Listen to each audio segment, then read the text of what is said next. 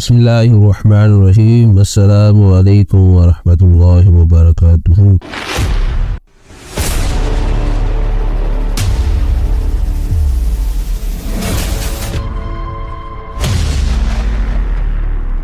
مفسرین کا بیان ہے کہ نمرود بن کنعان بڑا جابر بادشاہ تھا۔ سب سے پہلے اسی نے تاج شاہی اپنے سر پر رکھا۔ اس سے پہلے دنیا میں کسی بھی بادشاہ نے اپنے سر پر تاج نہیں پہنا تھا۔ یہ لوگوں سے زبردستی اپنی پرستش کرواتا، اپنی عبادت کرواتا، اپنے آپ کو سجدہ ریز کرواتا۔ کاہن اور نجومی اس کے دربار میں باکثرت اس کے مقرب تھے۔ نمرود نے ایک رات یہ خواب دیکھا کہ ایک ستارہ نکلا ہے اور اس کی روشنی میں چاند اور سورج سارے کے سارے بے نور ہو کر رہ گئے ہیں۔ اس نے اپنے کاہنوں اور نجومیوں کو بلایا اور ان سے اس خواب کی تعبیر کے بارے میں پوچھا کہ اس کی مجھے تعبیر بتائی جائے۔ تو کاہنوں نے بتایا کہ ایک ایسا فرزند پیدا ہوگا جو تیری بادشاہی کے زوال کا باعث بنے گا۔ یہ سن کر نمرود بے حد پریشان ہو گیا اور اس نے یہ حکم دے دیا کہ میرے شہر میں جو بچے ابھی ہیں اور جو پیدا ہوں گے سب کے سب کو قتل کر دیا جائے۔ اس نے مرد اور عورتوں کو جدا جدا کر دیا، مردوں کو ایک جنگل میں جا کے چھوڑ آیا۔ چنانچہ ہزاروں بچے قتل کروا دیے اس نے، مگر تقدیر الہیہ کو کون ٹال سکتا ہے۔ اس دوران حضرت ابراہیم علیہ السلام پیدا ہوئے اور بادشاہ کے خوف سے ان کی والدہ نے شہر سے دور پہاڑ کے غار میں ان کو چھپا دیا۔ اسی غار میں چھپ کر ان کی والدہ روزانہ دودھ پلایا کرتی تھی۔ بعض مفسرین کا قول ہے کہ 7 برس کی عمر تک آپ، اور بعضوں نے تحریر کیا ہے کہ 17 برس تک آپ اسی غار میں پرورش پاتے رہے۔ اس زمانے میں عام طور پر لوگ ستاروں کی پوجا کیا کرتے تھے۔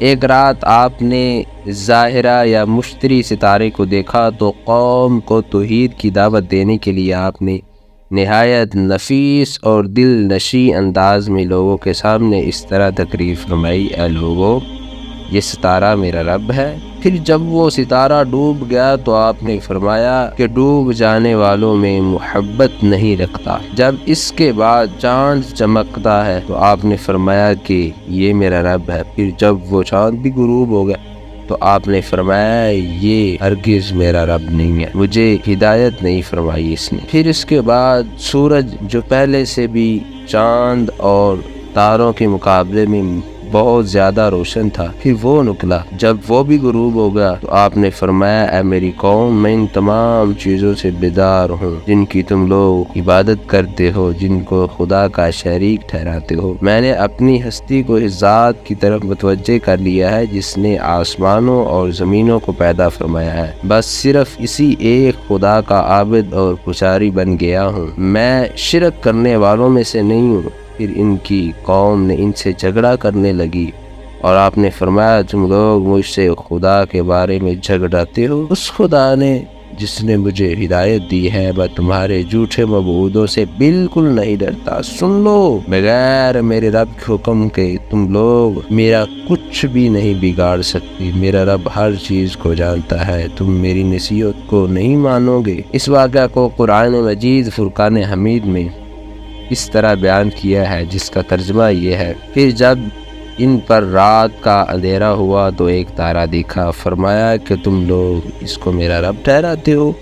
پھر جب وہ ڈوب گیا تو آپ نے فرمایا مجھے خوش نہیں آتے ڈوبنے والے۔ پھر جب چاند چمکتا دیکھا تو فرمایا لوگو، اس کو میرا رب ٹھہراتے ہو۔ پھر جب وہ بھی غروب ہو گئے تو آپ نے کہا کہ میرا رب مجھے ہدایت نہ دیتا تو میں گمراہوں میں ہو جاتا۔ پھر جب چمکتا دمکتا چاند دیکھا تو فرمایا تم اس کو میرا رب ٹھہراتے ہو، یہ تو ان سب سے بڑا ہے۔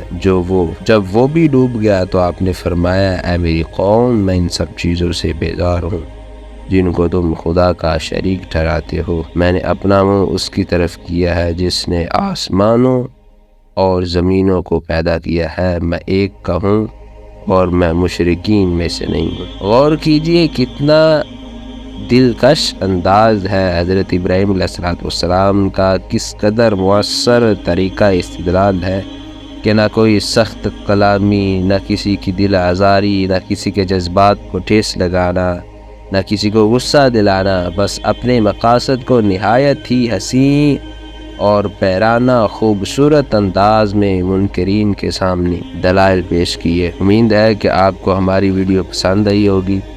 مزید اس طرح کی اسلامک ویڈیو حاصل کرنے کے لیے ہمارے چینل کو سبسکرائب کر لیں، ویڈیو کو لائک اور شیئر کرنا مت بھولیے گا۔ جزاک اللہ خیرہ۔